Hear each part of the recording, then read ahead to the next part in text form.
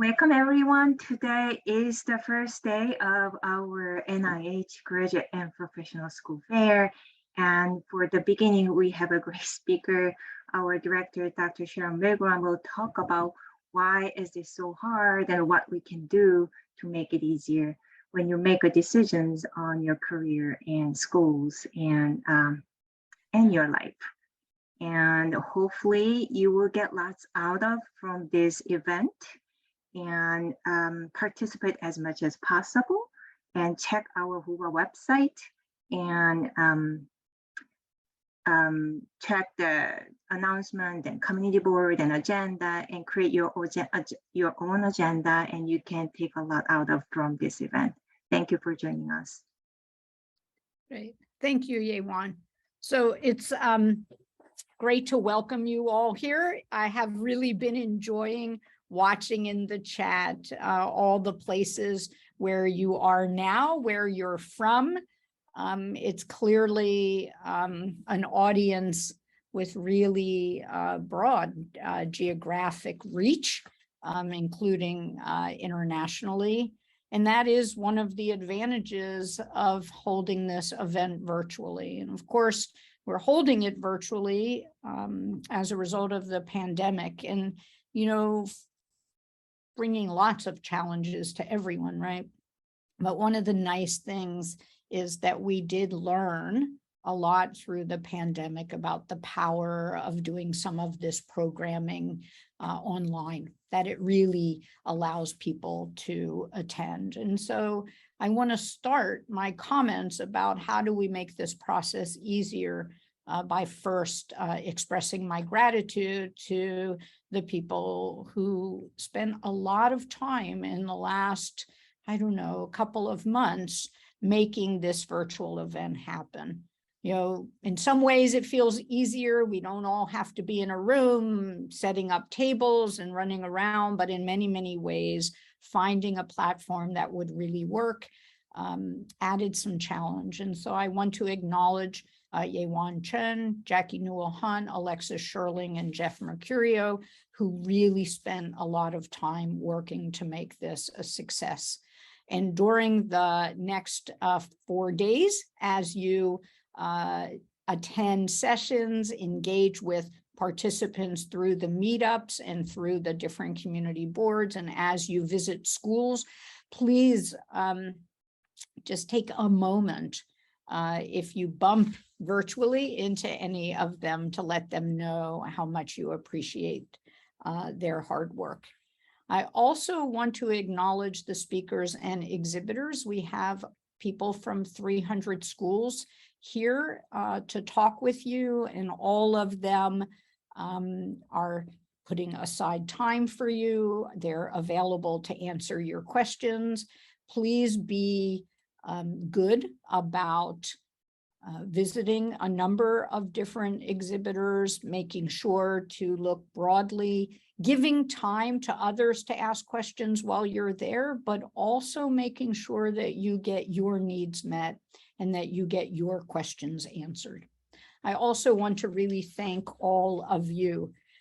I can't say enough about the importance of this activity to help you find schools and programs that are really good fits for you. That's a really wonderful thing for us to be involved in. You know, in some small way, I hope this week contributes to you finding what it is that really sets you up for some long-term success. I want to start by acknowledging this very, very simple truth that transitions are never easy. You know, we start in one place and we want to get to another place. And sometimes, even though difficult, there is this nice, stable path to get us there, right? A really beautiful bridge. And while it may be a little bit stressful to figure out how to navigate that transition, generally we have a lot of support, we have a clear vision of what we're going to do. And so some of you might be looking at this transition and saying, pretty good, calm space ahead. Now, some of you instead may be looking at this transition and saying, ooh, it's a rickety bridge, it's blowing in the wind, there might be a couple of potholes, and there, I don't know about you, but I don't really want to land in that water, right? And so it feels like a sort of difficult, hard, or treacherous crossing to where you want to get.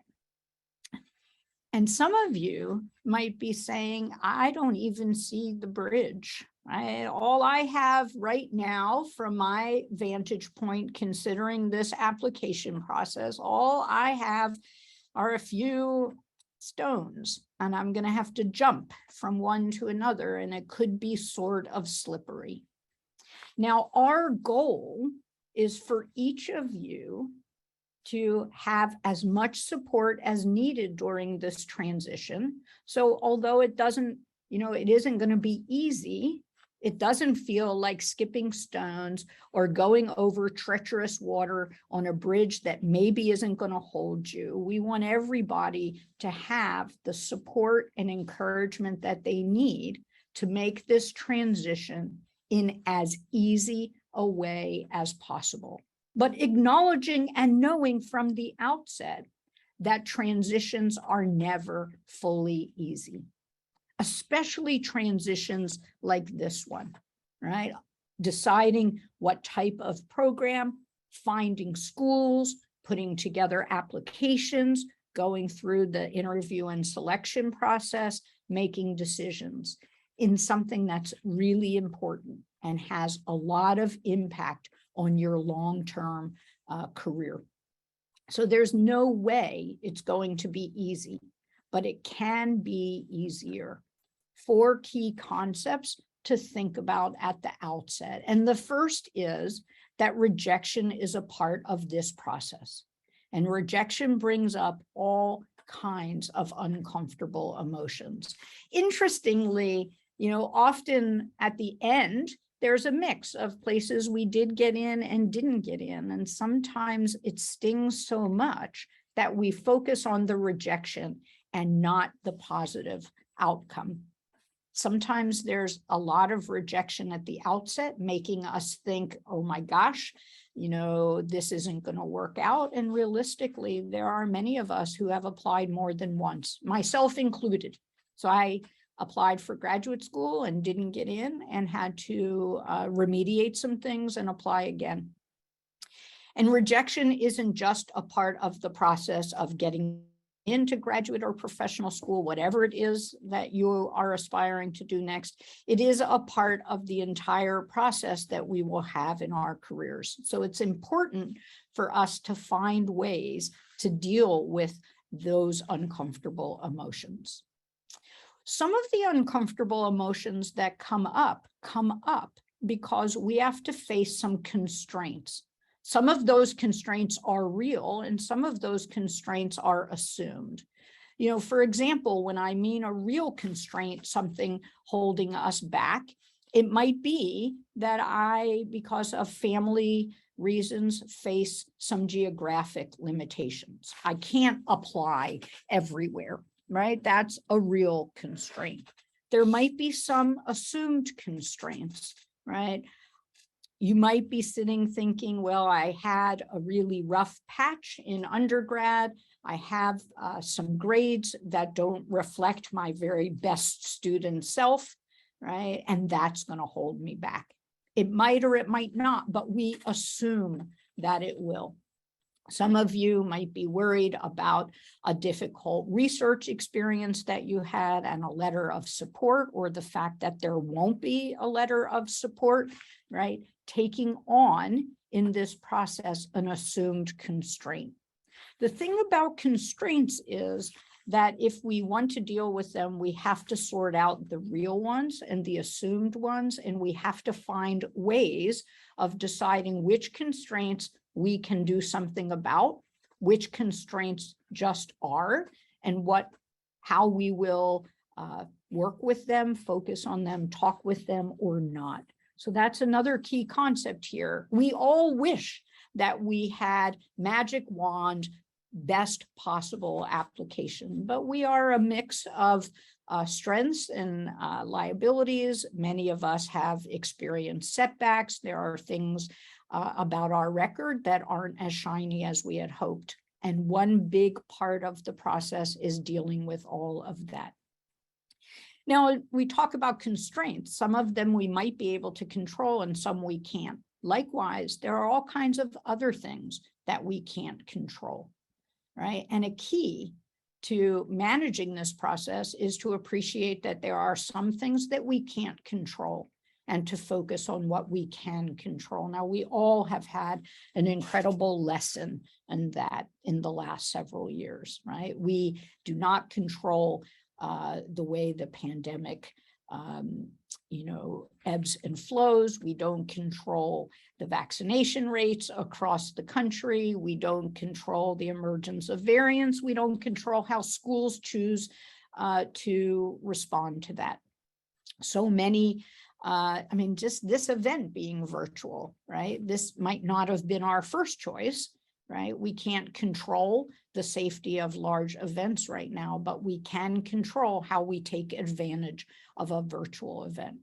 One of the really key things is that our brains hate uncertainty. And right now, there's a lot we are uncertain about. There's a lot we can't control.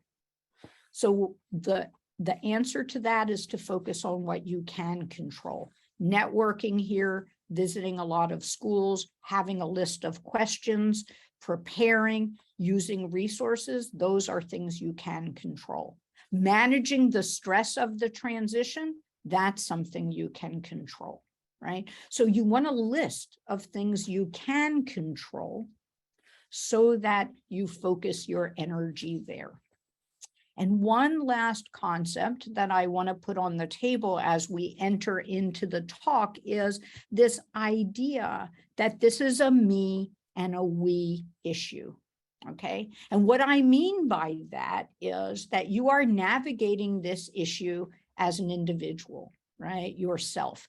Where are schools that will be right for me? What exactly do I want to do? How will I find the right programs? There's an element of me there. But there is also you within this broader community navigating this experience. There's you within your family dynamic navigating this experience, right? Maybe you see yourself considering a broader geography than some of your family wishes for you to do, right? They would like you close by, or you have a spouse or partner, right? Family that you are going to be going through this experience with. So there's the me, what's right for me, and there's the we, how will I take care of these broader family needs? One of the we's that I want to talk about is the culture of science and the culture of research and healthcare careers. And I want to start that by saying that fish don't see water. So that's the beginning comment that I want to make. And what I mean by that is fish don't acknowledge that they are constantly swimming through water in a tank, in the sea, and in a lake, right? They don't see the water. We don't fully see the culture that we are immersed in. In fact, that is one thing about culture, that it becomes automatic. It's regular. It's all around us, and we stop noticing it. So we don't fully see our culture. In the culture of biomedical research, behavioral social science research, STEM careers, healthcare careers, I think that it's important for us to acknowledge some elements of our culture. We put tremendous pressure on all of you to do the right thing, go to the right school, right? People will say, why are you considering this? This other option is better. Or, oh, the best place to do that is there. We put a tremendous amount of pressure on you to pick the right school, the right career outcome, do it the right way. And the honest truth is there is no one right way. There are so many different ways. We are all so very, very unique, but we get this message. If 1 degree is better, 2 is even better. If 2 is better, we want to make sure to go to the most prestigious place. So there's a lot of pressure in this process. So that's one we. The other we is the pressure that family and community and individuals might put on you, right? Expectations about what career choice, where you will go, what you will do. So there's really multiple we's here. But one of the we's I really want to acknowledge is the culture of the research community.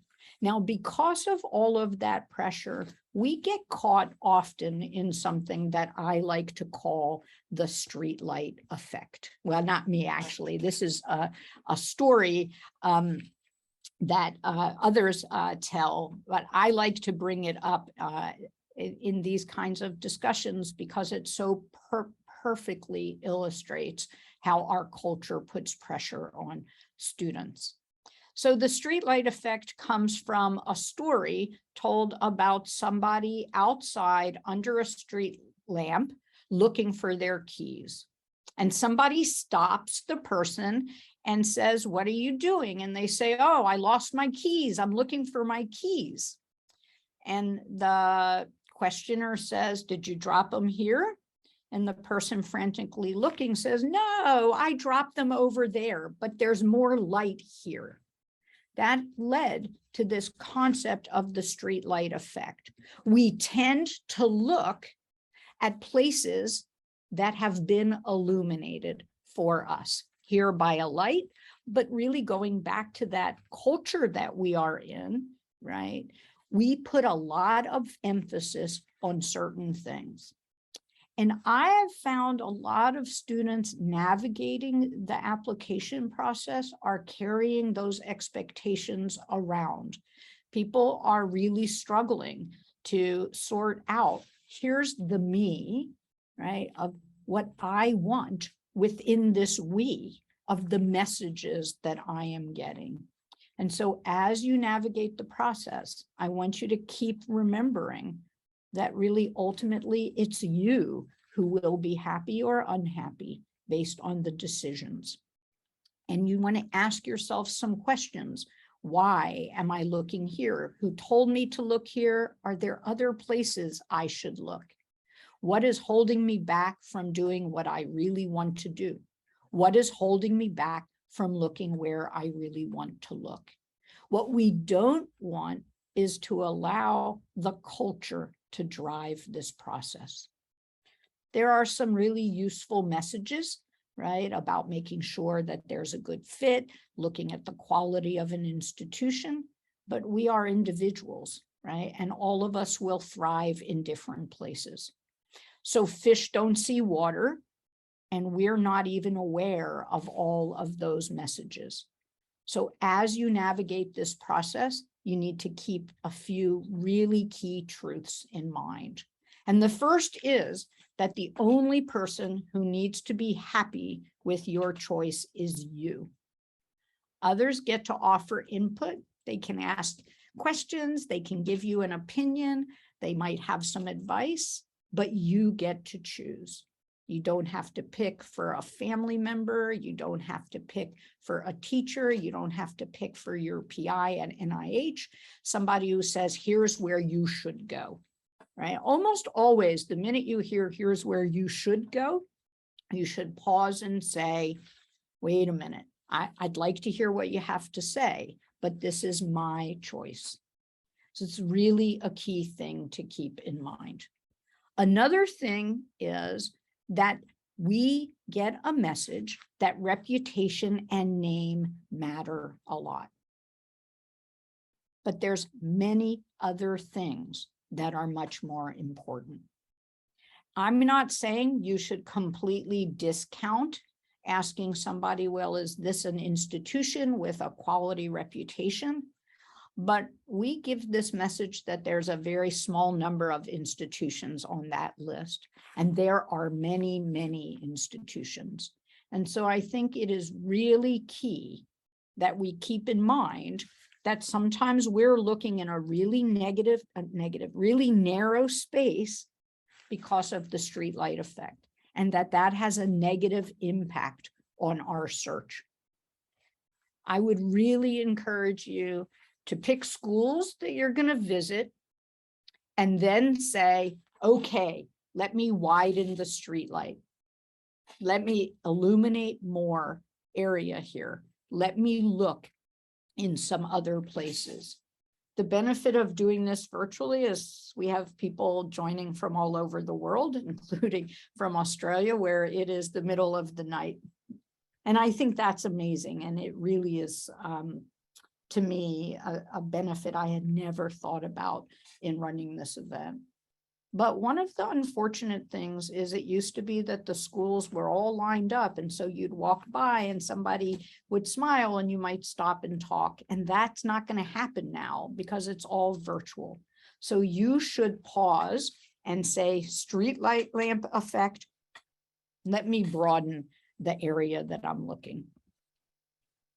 It is so important that we put aside this idea of reputation and prestige, and here's where people tell me I should go, to focus beyond the quality of the education to finding a program that really supports you, a program that welcomes you as a person and not just a scholar or a student. There is so much that goes into success in the long term in these very high knowledge careers that you are choosing. And so it is really important to work to find a place that welcomes you and supports you. And I think that the last 2.5 years of discussion around discrimination, around violence against Black and Brown people, around Asian hate crimes, around places that are putting forward legislation against sexual and gender minorities, unwelcoming of people who identify as genderqueer. I think that there are so many things happening that attack us as people. And when we leave out of the equation our need to be welcomed and affirmed and received as who we are, where we are, I think we really put ourselves at risk. So yes, our culture tells us focus on prestige and the best place, and our me, the me part of this, right, has to come into play. And in fact, our culture should tell us how much that matters, because we know that students thrive when they are seen and valued and heard for who they are. Another really key thing along those lines is we know it takes a lot more than coursework or research. It takes professional development, career resources, wellness resources, a school that's really focused on diversity, equity, inclusion, and accessibility, that's saying what do we need to change to be more welcoming. It takes a focus on civility and respect in the classroom, in the research environment, in clinics. It takes student-led activities and a school that really supports that. There are so many things that go into this successful experience. And if you think of the bridge, now not just my application and do I get in, but if you think of that bridge as your entire experience, here's where I am professionally now, here's where I want to be in the long term. If you think of the whole experience as the bridge, you can think of all of these types of activities as things that make a nice, strong, paved bridge, solid, right? Like that first image I showed you. Now, for those of you heading towards graduate programs, one last thing that is really important to keep in mind is to find a thesis advisor who supports you and your well-being, not just the science, right? And so again, our culture tells us just pick the very best science. But what we want to do is pick the very best science in the very best possible environment. And I'll have a lot more to say about that as we wrap up at the end. Now, recently we went for a week in May. My wife and I took my in-laws to the beach, expecting this lovely sunny weather and to sit out on blankets and relax. And instead, it turned out we hit a May nor'easter. Right? It was cold and windy. And I couldn't help but notice so many of the trees were completely reshaped by the wind. I mean, this tree right here is bent really, really pretty dramatically, and all over we saw trees like that. And the wind, I mean, it was easy to believe based on the wind we were experiencing in May. And I thought about it a lot. You know, wind really reshapes landscapes. Now, what you can't see here is something really key. And that is that the reason this small tree made it was there were all kinds of other trees all around it, right? I think it might have just been pulled right out and blown away. And the take-home message of this really important image is this.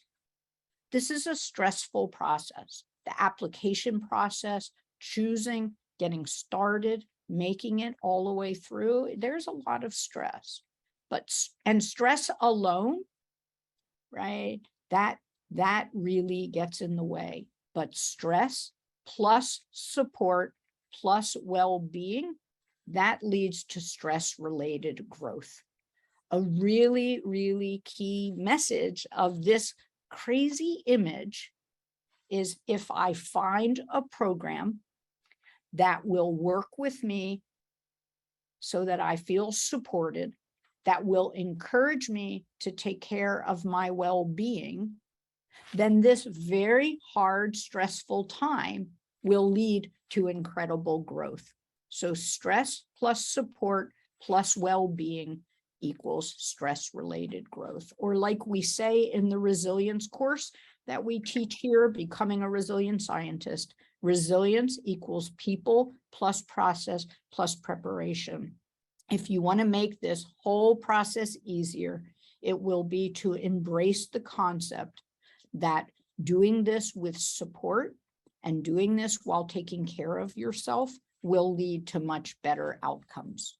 So there are 3 things at the application stage that you can do to make this easier. And the first is to learn the skills needed for the application process, networking and informational interviews, talking to people about their program, talking to students about their experience in the program, preparing the actual application documents and interviewing. And I see lots of questions on Whova about, does anybody have any resources for personal statements, thoughts about interviewing, and hopefully you'll get lots of guidance around that as we move through the fair.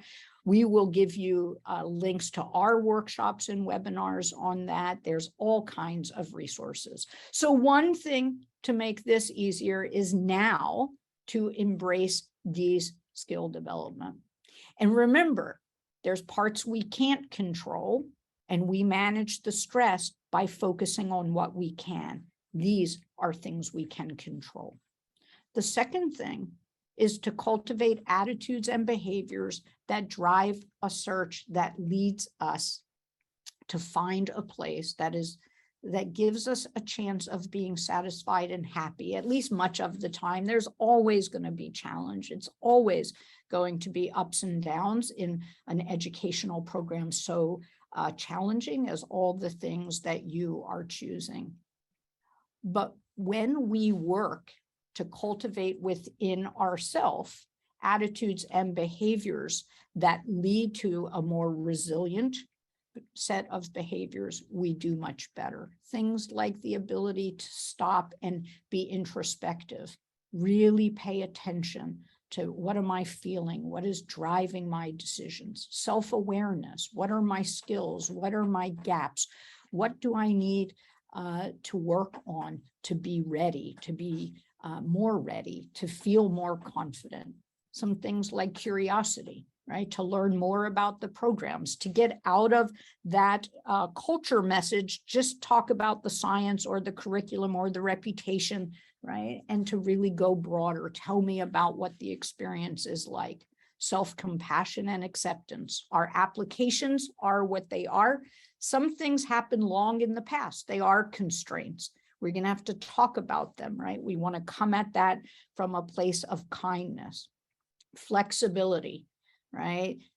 We might have to interview on Zoom. There might be changes for COVID safety. We might really have to adapt throughout the process.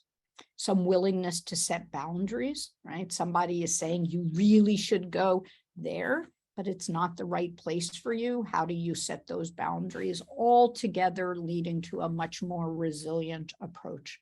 That is one of the key elements of success. The third thing that will make this easier is finding the right mentors. You know, just like I go back to the beginning, fish don't see water. We have this model that there's one person who's your exclusive educational and career mentor, right? That person, if you're in a lab full-time as a postbac, could be your PI, it could be a director of a program, right? We have this model that there's a person who provides our mentoring. What we really need is a model of multiple mentors, a model of a lot of spontaneous mentoring in the moment at an event like this, right? A chance to really get resources and support from many people on your campus, through scientific societies, at NIH, here at the fair, online, things like the National Research Mentoring Network, lots of various ways to get mentoring from peers, right? There are all kinds of sources of mentorship. We are hardwired to connect. We are hardwired to be a part of community. And when we join into community during an event like this, during a process like the one that you are all starting on, we tend to thrive much better. So there are three things, right? Learning skills, cultivating attitudes and behaviors, and finding mentors. If we do all of this, we have a good chance of telling ourselves realistic and supportive stories about the application process. We have a better chance of finding the right places and writing long-term stories of a life full of purpose and joy. I mean, the honest truth is we do this work to find purpose and meaning in the long term. And so in many, many ways, you sit somewhere now in transition and you have somewhere you want to go. And to really get there means tending to your own internal landscape, finding mentors, and engaging in learning communities. We make this easier by doing that.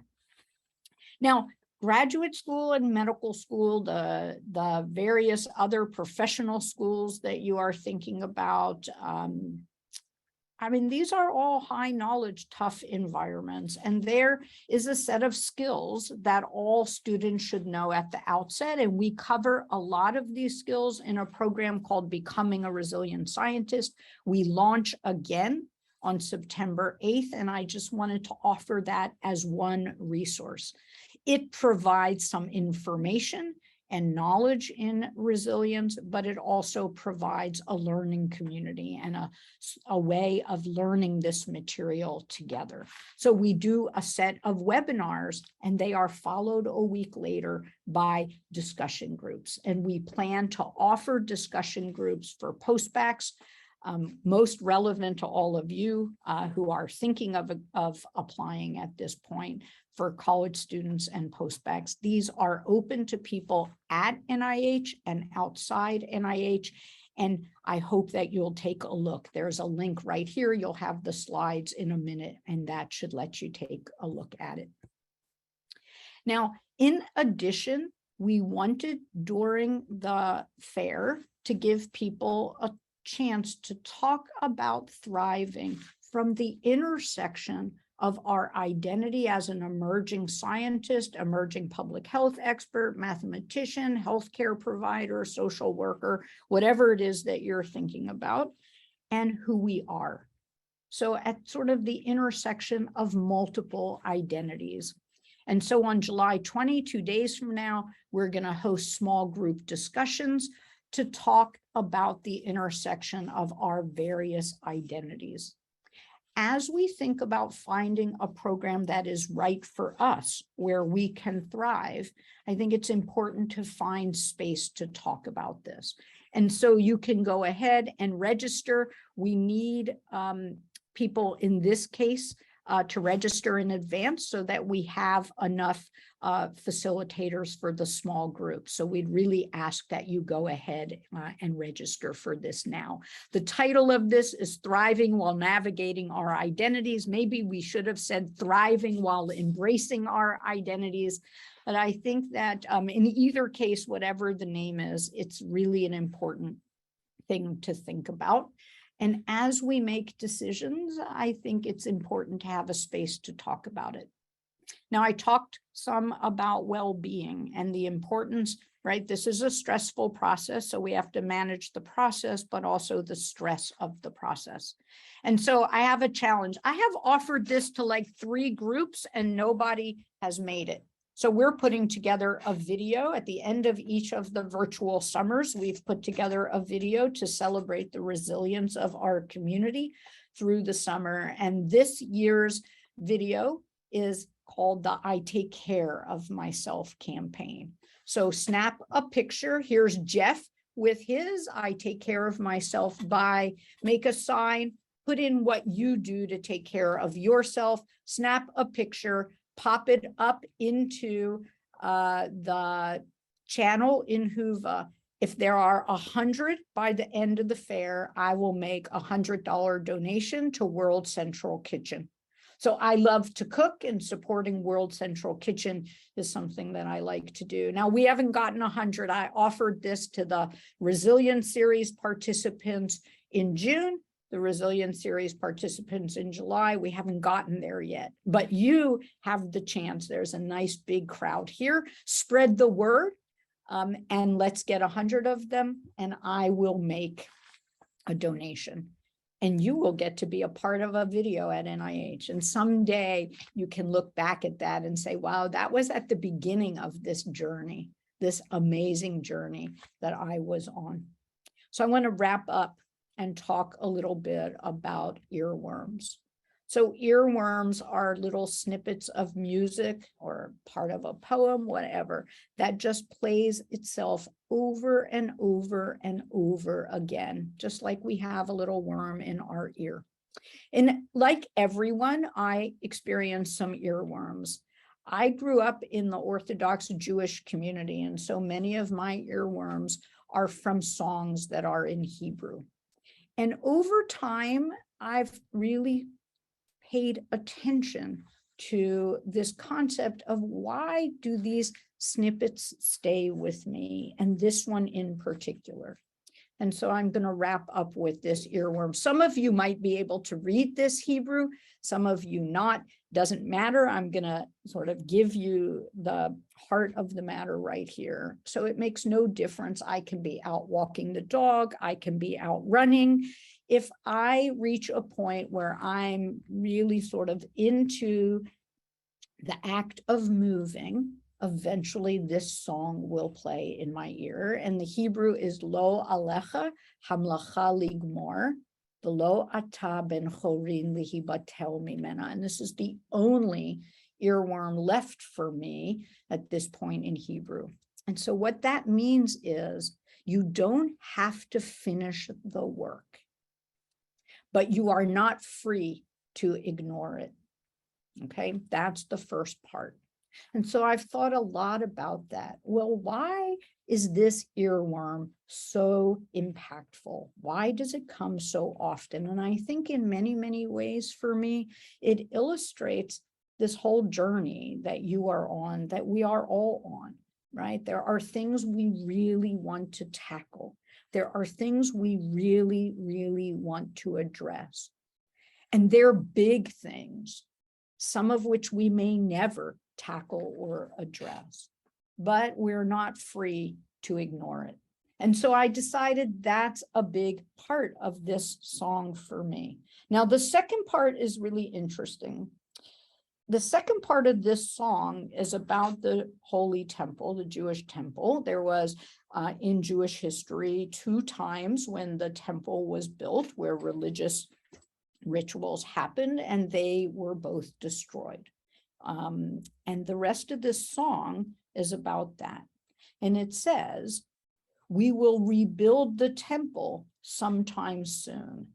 This part, for a long time, I really puzzled about. Like, what does this mean for me? One of the things we learn growing up in this culture is that we can look at a text and interpret in a way that is meaningful for us. And so I thought, well, it's not for me right about the Holy Temple. It's about big, important topics to me, right? What is it that is my equivalent of the Beis Hamikdash, or my equivalent of the Holy Temple?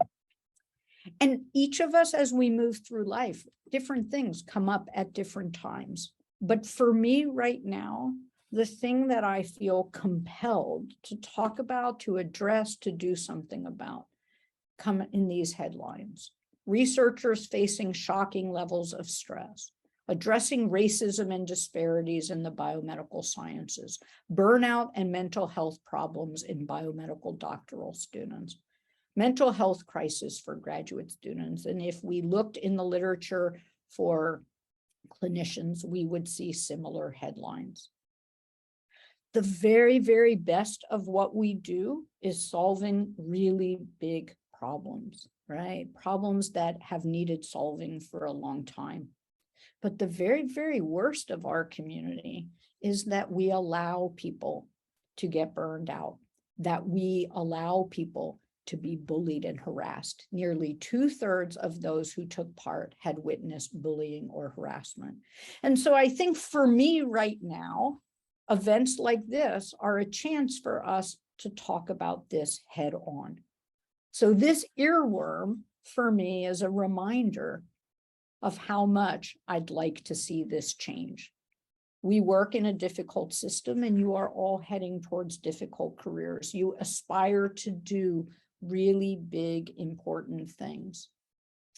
The model that we work in right now was set up a long time ago, and it really relies on models that no longer work as well or at all. It is less welcoming to people of color. It is less welcoming to individuals with disabilities. It is less welcoming to anyone who doesn't fit the model of what a scientist, a physician, a public health expert should look like. And all of us need to work to change the culture here. And I think if you want to do one thing to make this process easier for you, you will work to find a program that is working to change this. Beyond asking about placements and time to degree and resources and fancy equipment, ask questions about the people and how they take care of their students, how they will take care of you, how you will be enabled to take care of others. I think if we really all want to do the amazing things that we all want to do, it means putting ourselves in an environment where we are nurtured and cared for. And I know those are not the typical pieces of advice that people receive at the outset of the application process, but it is really the advice that we owe you. And so I hope that this is an amazing 4 days. I hope that this is the beginning of a process where you get to move over a bridge that's pretty stable, with mentors helping you across the bridge. Yeah, there might be some moments where the bridge feels a tiny bit slippery, but I really hope that your your experience in applying and matriculating and moving forward is one where you really feel a strong, stable sense of support.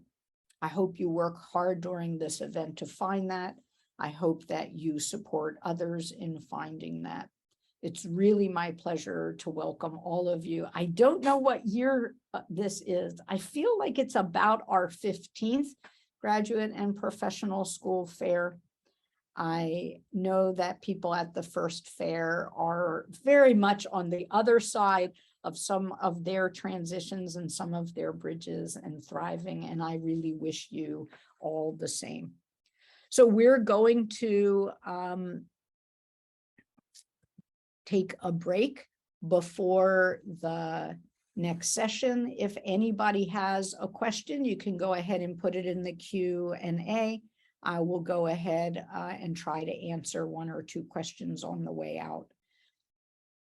I don't see any, and so I will go ahead then and assume that you are all ready for the next event. Thank you all for being here, and welcome to the NIH Virtual Graduate and Professional School Fair. Thank you all.